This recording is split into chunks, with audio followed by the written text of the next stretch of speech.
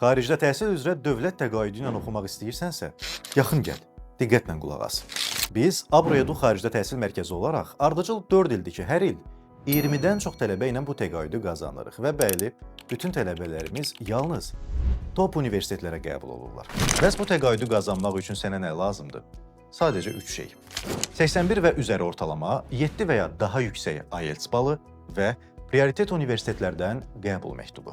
Akademik nəticələr səndən, top universitetlərdən qəbul məktubu və elə təqaüdün müsahibəsinə də səni biz hazırlaşdıracağıq. Bir də, unutmadan onu da qeyd edeyim ki, bizlə müraciət zamanı IELTS sertifikatını hətta universitetə qəbuldan sonra belə təqdim edə bilərsən.